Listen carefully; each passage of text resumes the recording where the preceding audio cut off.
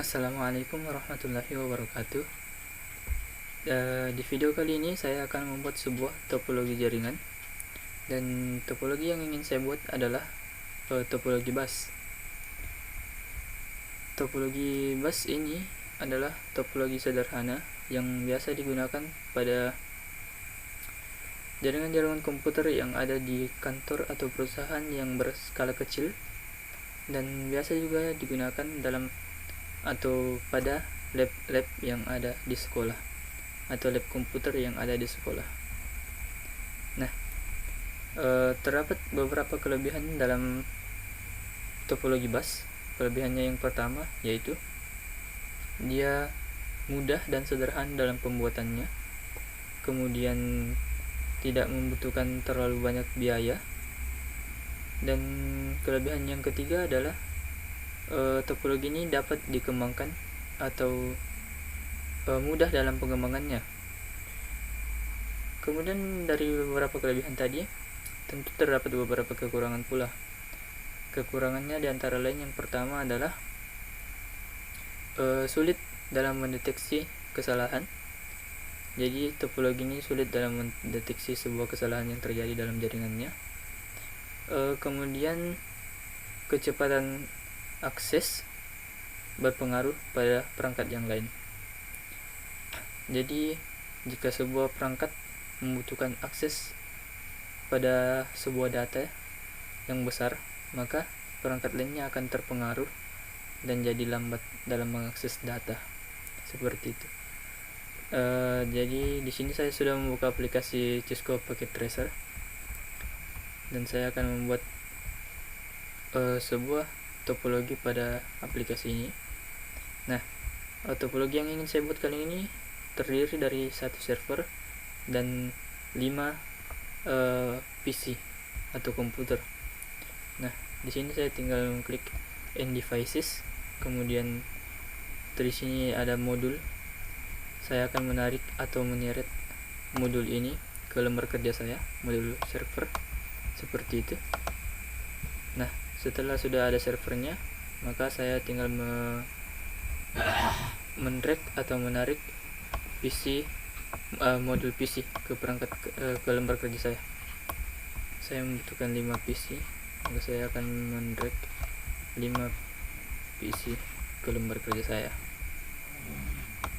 Kira-kira seperti itu. Nah, setelah itu saya akan memasukkan switch ke dalam lembar kerja saya pula. Sini saya menggunakan 5 switch juga.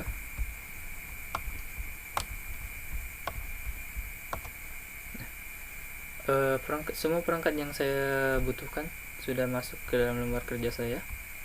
Mungkin saya akan merapikannya sedikit terlebih dahulu.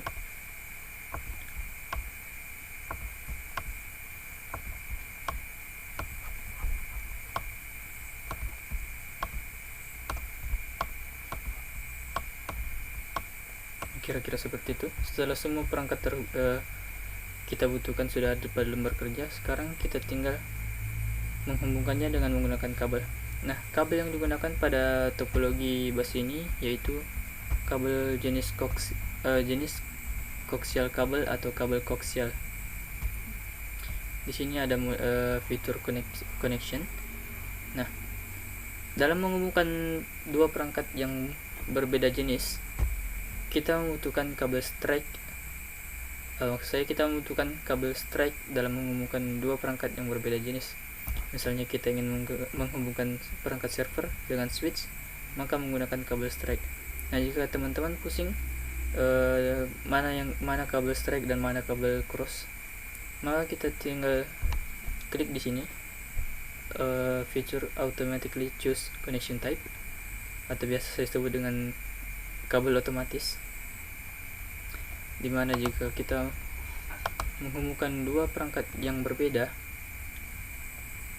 dia akan langsung membaca dan mengetahui bahwa perangkat yang ingin kita hubungkan ini adalah perangkat yang berbeda jenis, maka dia akan otomatis menggunakan kabel strike. Nah, jika kita ingin menghubungkan perangkat yang sama jenis, misalnya saya ingin menghubungkan switch dengan switch, saya tinggal menggunakan kabel otomatis, maka dia akan langsung membaca dan menggunakan kabel cross untuk menghubungkan dua perangkat yang sama ini. Seperti itu seterusnya. Kita tinggal hubungkan semua perangkat yang ada pada lembar kerja. Di sini saya akan menghubungkan PC dengan switch, yang mana dua perangkat yang berbeda, maka dia akan langsung menggunakan kabel strike untuk menghubungkannya.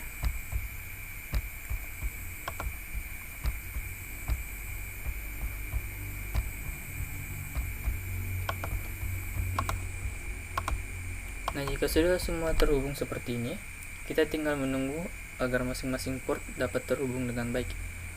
Cara melihatnya yaitu jika masih ada lingkaran orange seperti ini, berarti portnya belum terhubung dengan baik. Tetapi jika sudah berbentuk segitiga hijau semua seperti ini, maka masing-masing port sudah terhubung dengan baik. Kita tinggal tunggu saja. Nah, jika semua sudah hijau, kita masuk ke server untuk mengatur alamat IP yang ada pada server. Kemudian kita klik desktop, dan di sini ada menu IP configuration. Kita klik itu. Kemudian di sini kita tinggal mengisi alamat IP atau IP address. Saya menggunakan alamat IP kelas C, berarti saya akan menggunakan alamat 192.168.1.2. Di sini network ID-nya yaitu pada kelas C, network ID-nya terdapat pada 3 oktet pertama, yaitu 192.168.1. Itu adalah network ID, maka semua perangkat harus menggunakan alamat yang sama jika ingin terhubung dengan server. Nah, karena di dalam jaringan ini saya menggunakan alamat IP kelas C, maka semua perangkat harus menggunakan network ID 192.168.1 agar dapat saling terhubung. Yang membedakannya adalah host ID yang berada pada oktet keempat. Kemudian jika kita klik subnet mask-nya, dia akan otomatis terisi menggunakan alamat subnet mask 255.255.255.0 atau biasa disebut dengan prefix 24. Kemudian saya akan mengisi default gateway-nya dengan alamat 192.168.1.1. Nah, setelah kita mengisi alamat IP address-nya, subnet juga subnet mask dan default gateway, maka kita masuk ke service, kemudian klik di DHCP.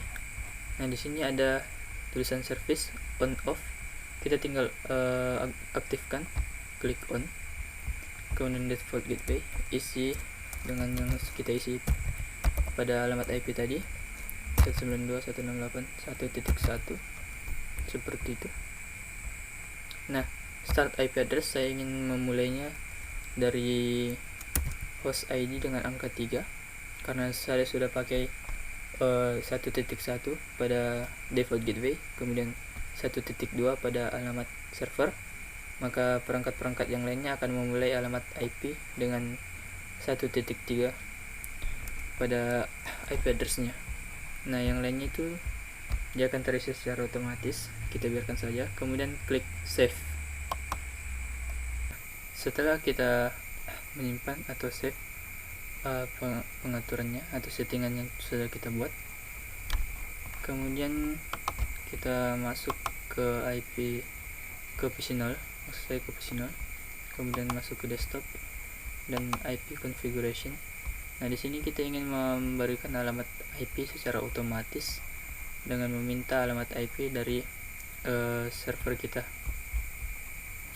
Caranya yaitu kita tinggal klik DHCP di sini karena kita sudah tadi atur DHCP pada server. Kemudian kita klik DHCP yang ada pada PC yang meminta alamat IP address. Nah, di sini sudah ada alamatnya. Kita lihat alamat IP yang ada di sebelah sini. IP server kita menggunakan 192.168.1.2. Pada PC0 ini dia otomatis menggunakan network ID yang sama, yaitu 192.168.1. Itu adalah network ID. dan sudah sama dengan servernya, dan sini host ID-nya yang berbeda, maka itu sudah benar, karena host ID itu tidak boleh sama antara perangkat yang lain. Jadi jika ada perangkat yang host ID-nya sama, itu tidak dapat terbaca jika ingin saling mengirim data. Di sini subnet masknya sama tadi, menggunakan prefix 24, dan default gateway-nya di sini IP gateway 192.168.1.1. Ya, sudah sama dengan PC yang kita konfigurasikan ini. Jika sudah, maka kita beralih ke PC selanjutnya. Kita klik PC-nya, kemudian klik desktop, masuk ke IP configuration, dan klik DHCP. Dia akan meminta IP address secara otomatis, dan IP address-nya akan terisi secara otomatis pula. Di sini kita lihat network ID-nya sama, host ID-nya berbeda, subnet mask sama, dan IP gateway-nya sama. Berarti sudah benar. Kemudian kita beralih ke PC selanjutnya, klik DHCP.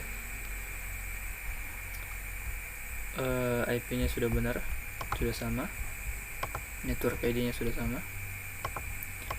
Kemudian beralih ke PC selanjutnya,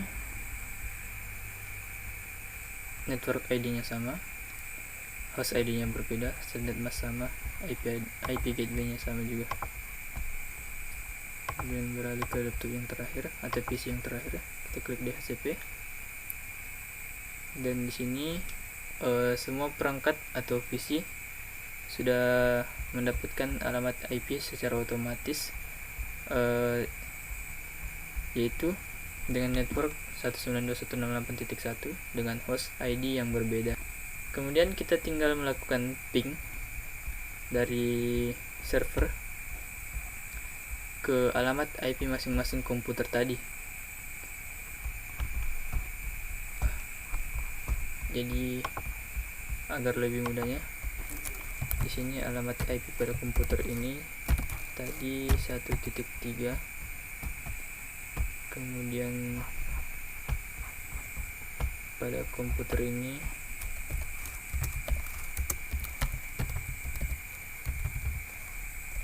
1.4, pada komputer ini 1.5,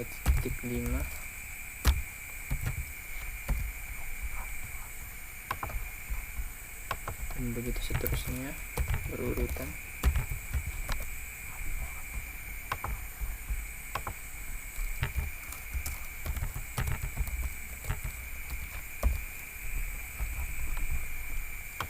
Ini agar memudahkan kita mengetahui bahwa PC yang ingin kita ping itu alamat IP-nya ini, dan PC yang lainnya juga seperti itu. Kemudian kita kembali ke server, klik command prompt, kita kecilkan saja seperti ini agar mudah melihatnya. Nah, kita akan ping PC yang sebelah sini dengan alamat IP 192.168.1.3.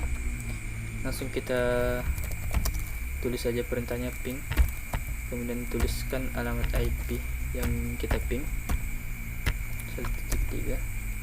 Di sini dari perangkat server dengan PC 0 sudah terhubung dengan baik. Nah, jika PC 0 tadi sudah terhubung dengan baik, sekarang kita akan ping PC 1 dengan alamat IP 192.168.1.4. Kemudian kita enter. Di sini juga sudah terhubung antara server dengan PC 1.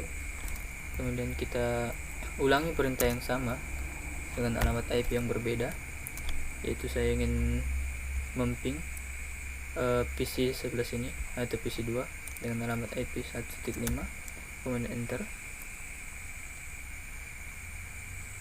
Server dengan PC tersebut juga sudah terhubung dengan baik.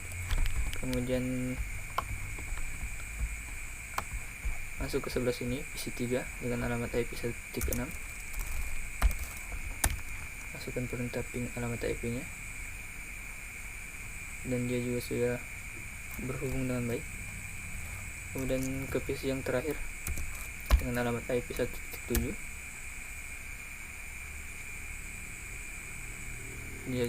dia antar server dengan PC tersebut juga sudah terhubung dengan baik. Jadi seperti itu kira-kira cara membuat topologi bus pada aplikasi Cisco Packet Tracer, dari memasukkan perangkatnya hingga menghubungkan kabel-kabel yang digunakan sampai memasukkan alamat IP, kemudian menghubungkan atau memping antara server dengan perangkat-perangkat yang ada. Jadi sekian video ini. Terima kasih telah menonton. Assalamualaikum warahmatullahi wabarakatuh.